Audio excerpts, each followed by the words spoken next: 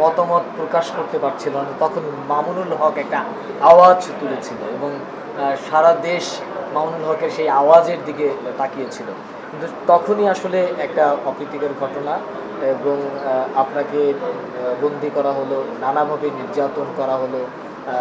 আপনি এখন যে আমরা ডিবি অফিসের আয়নাঘর দেখতে পাচ্ছি বা আরও অনেক আয়নাঘর থেকে অনেকে বেরিয়ে আসছে, আসলে আপনার উপরে যে এই যে নির্যাতন, সেই নির্যাতনের যদি একটু, আসলে এটা তো অনেক বিস্তর একটা ব্যাপার, কিন্তু যদি সংক্ষেপে আসলে একটু বলতেন আপনার উপরে যে, এখন তো আপনার স্বাধীনতা আছে, আপনার তো কথা বলাবার, এখন আপনি একটা স্বাধীন দেশে আছেন, এরকম একটা, এখন তো আসলে বলতে পারেন না।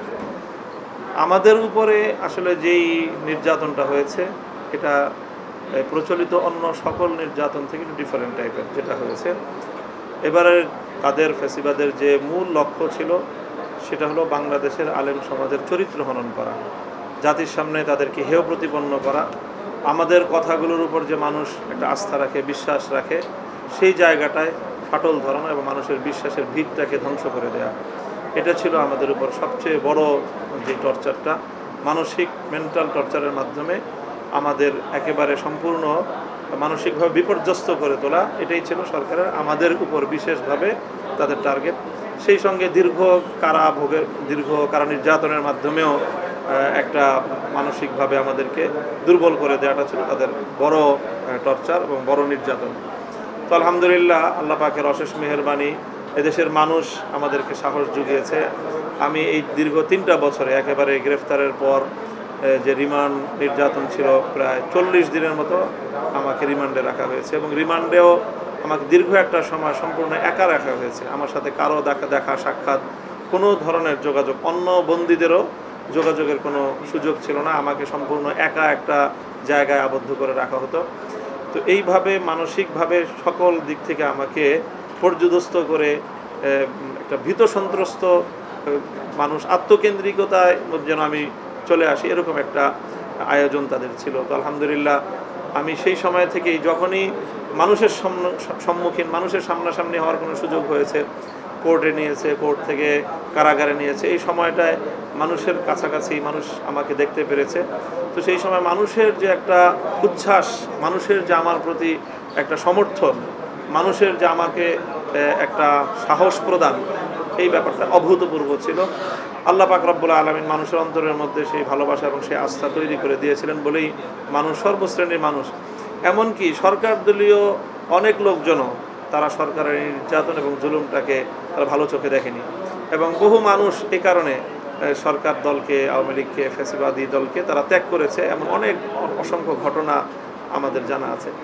তো মূলত এই মানুষকে আল্লাহ রাব্বুল আলামিন তৈরি করেছেন যাতে মানুষ সরকারের সেই নাটক তারা যে মঞ্চস্থ করেছিল, সেই নাটক মানুষ বিশ্বাস করেনি এবং মানুষ আমাদের প্রতি, মানুষের যে আস্থা এবং ভালোবাসার জায়গাটা আরও বেড়েছে এবং মানুষের মধ্যে আমাদের প্রতি উচ্ছ্বাস অনেক বেশি বৃদ্ধি পেয়েছে, যার কারণে মানুষ আমাদেরকে অনেক বেশি গ্রহণ করছে।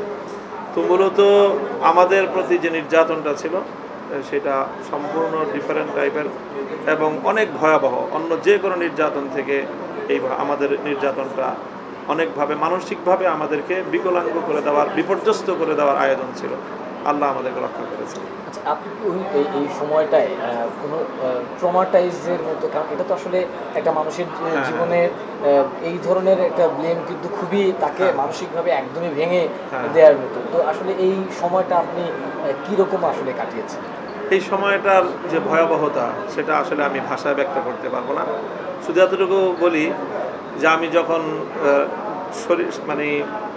নিজের ব্যক্তির শারীরিক সুস্থতার প্রয়োজন মানুষকে ঘুমাতে হয়, ঘুমটা হলো মানুষের জন্য অনেক বড় এই বিষয়, মানুষের স্বাস্থ্য সুরক্ষার জন্য।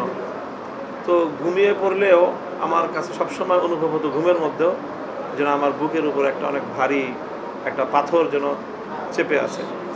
যখনই ঘুম ভাঙতো, সকালে হোক, রাতের বেলায় হোক, দীর্ঘ কোনো ঘুম হতো না, 1 ঘন্টা 1.5 ঘন্টা সর্বোচ্চ একসাথে ঘুম হতো, আবার ঘুমাতাম।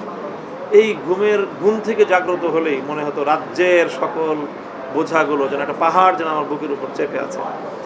এরকম একটা ট্রমার মধ্যেই আমার পূর্ণ সময়টাই কেটেছে, একেবারে শুরু থেকে শেষ পর্যন্ত 3টা বছর এই নির্যাতন এবং এই মানসিক যন্ত্রণার কল্পনা করলেও আজও আমার গা শিউরে ওঠে এবং আল্লাহর দরবারে শুকরিয়া আদায় সেজদা বন্ধ। পারিবারিক সাপোর্টটা আসলে কিরকম পেয়েছে? হ্যাঁ, আলহামদুলিল্লাহ আমার এই ক্ষেত্রে আমার পরিবার আমাকে অভূতপূর্ব সহযোগিতা তারা করেছে, আমার পাশে দাঁড়িয়েছে, আমাকে সাহস জুগিয়েছে।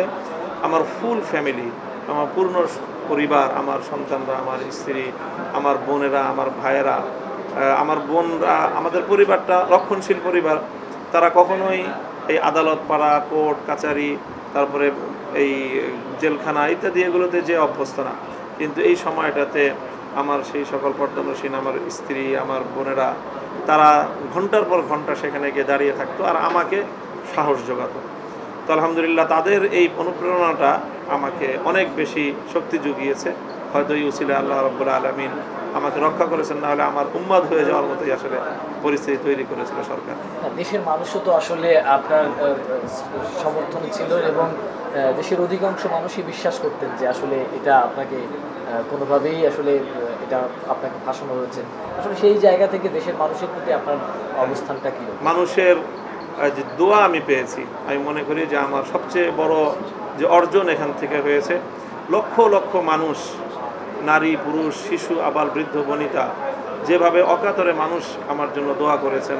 বৃদ্ধা মানুষেরা দিনের পর দিন তারা রোজা রেখেছেন, কোরআন শরীফ খতম করেছেন, অনেকে পবিত্র মক্কা শরীফে গিয়ে আমার জন্য উমরা করেছেন, নানাভাবে অনেকে আল্লাহর রাস্তায় আমার জন্য সদকা করেছেন, আমার মুক্তির জন্য, আমার হেফাজতের জন্য। তো এইভাবে গোটা দেশবাসীর প্রতি, সারা পৃথিবীর সকল প্রবাসী মুসলমান বাঙালি মুসলিম কমিউনিটির প্রতি আমি কৃতজ্ঞ যে তারা এই সময়টা আমাকে অভূতপূর্ব একটা সাপোর্ট তারা দিয়েছেন, যে কারণেই আল্লাহ, যে উসিলায় আল্লাহ আমাকে রক্ষা করেছেন।